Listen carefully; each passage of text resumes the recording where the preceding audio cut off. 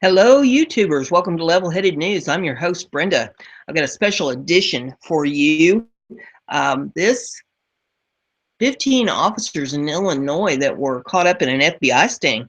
And this was brought to me as an article, an editorial called A Plea for Help in Harvey. And it's off the Chicago Tribune. This is how it starts out. I got two articles on this. So this first one, this is how it reads. It says, a series of Tribune investigations since 2013 has raised alarming issues about of Harvey. The result has been no meaningful change.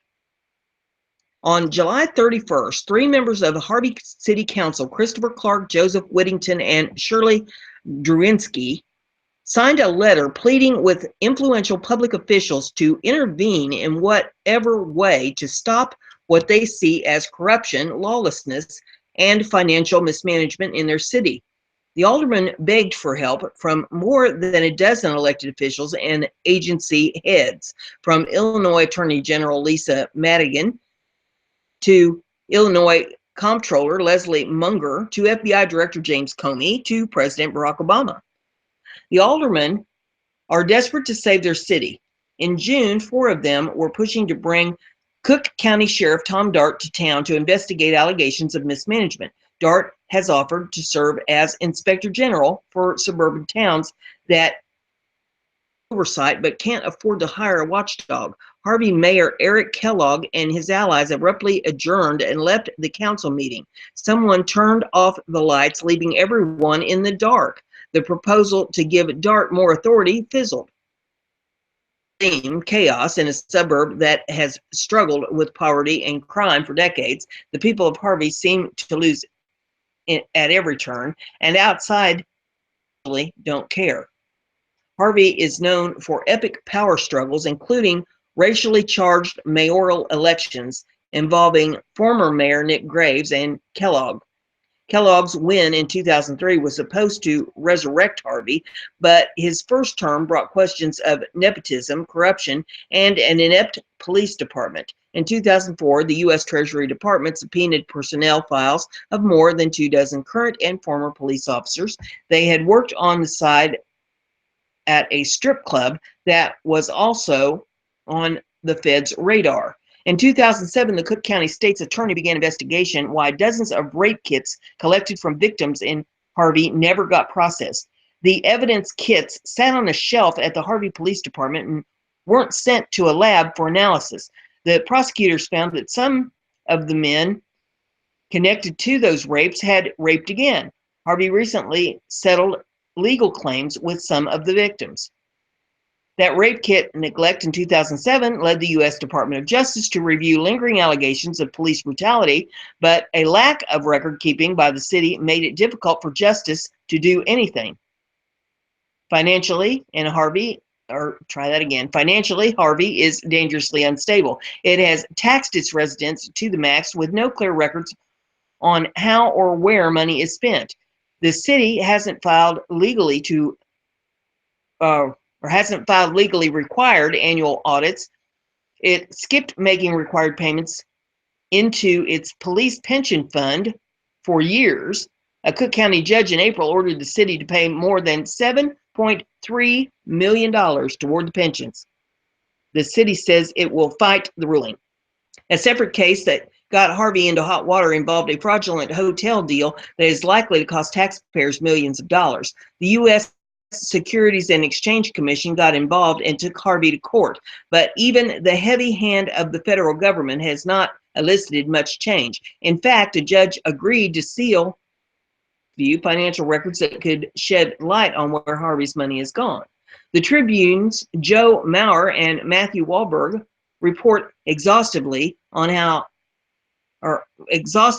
Harvey. Their stories should set off alarm bells. The corruption and mismanagement alleged to be unfolding in Harvey for years should not be tolerated. In some states, when it looks like local governments are spinning out of control, courts have intervened to appoint special monitors for local operations or conducted their own audits.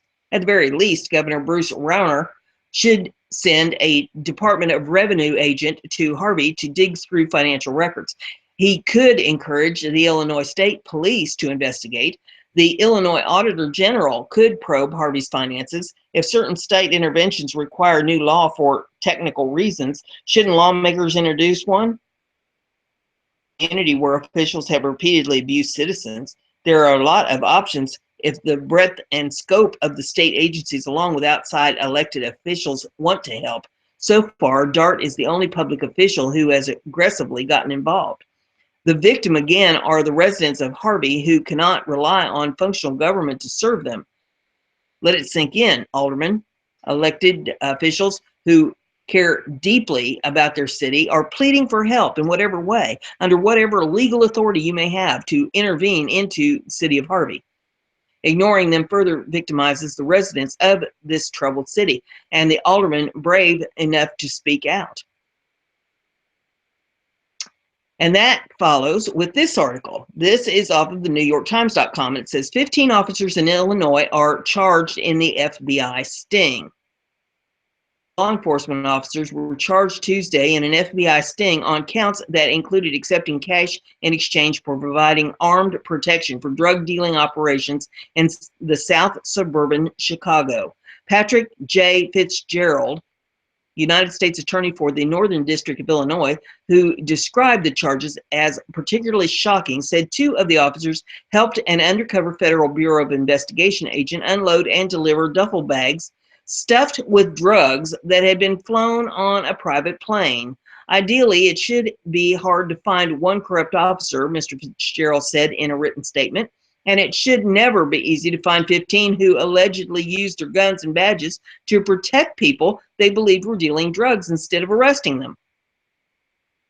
The defendants were charged with conspiracy to possess and distribute cocaine and or heroin in drug dealing operations that played out in parking lots in suburban shopping centers and hotels. They include 10 Cook County Sheriff's correctional officers, 2 of whom are on active duty with the National Guard in Afghanistan, 4 officers with the suburban Harvey Police Department, and 1 Chicago police officer. 2 other men who were not affiliated with the law enforcement agencies were charged as well. According to the United States Attorney's Office, 2 of those charged, and I'm going to guess at how to pronounce this, Ali Toro A. Taylor and Raphael Manuel, provided protection in May for a man who they believed was brokering large-scale drug transactions but was an undercover FBI agent. Officials said Mr. Taylor and Mr. Manuel boarded a small aircraft at DuPage Airport piloted by 2 other undercover agents and began counting packages stuffed inside 4 duffel bags that were said to be carrying a total of 176 pounds of cocaine.